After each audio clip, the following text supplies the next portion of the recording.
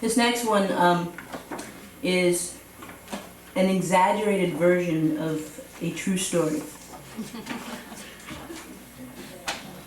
And its title is Uncle Nate's Last Days on Chagrin Avenue.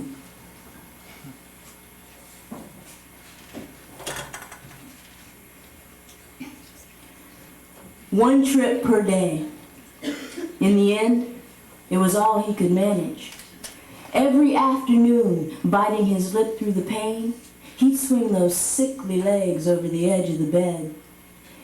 Every afternoon, as the cock in his disease-infested mind crowed 1 o'clock, he'd slide skeletonized feet into ragged slippers, shuffle along the worn path in the aging carpet, and lifting a limp fedora from the wooden hat rack, walk slowly to the mailbox.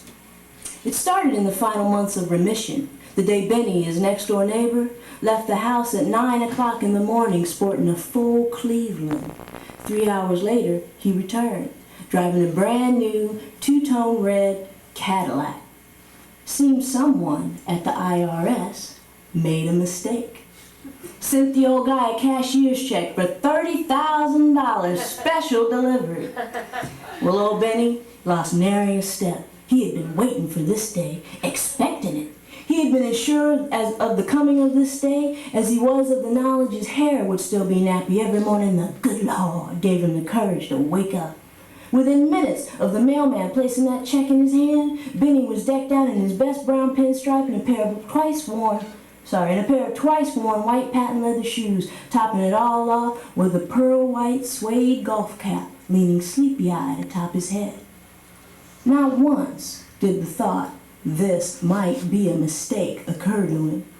And even if he had stopped long enough to realize that the incomes of disability, shining shoes, and an occasional hit on the numbers combined totaled less than half of $30,000, it wouldn't have mattered. See, this was a gift from God.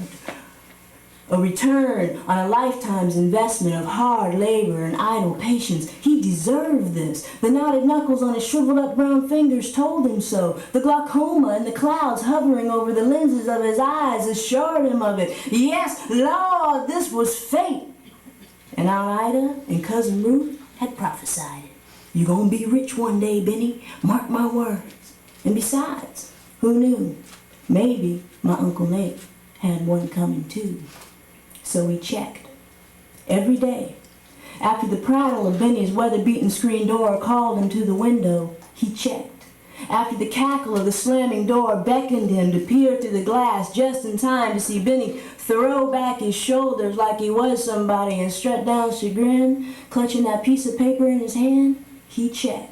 Through the end of the remission into the beginning of the decline, he checked through good days and bad days, the nights he had to take the morphine just to sleep a few hours before the pain pried his eyes open and ordered him to take it again. All through the days he wanted desperately to cry out and curse his God. He saved every ounce of strength he could muster to check the box.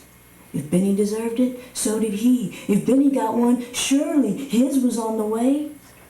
Every day, like clockwork, he checked. In the end, it was all he could manage. A pair of ragged slippers and a limp fedora.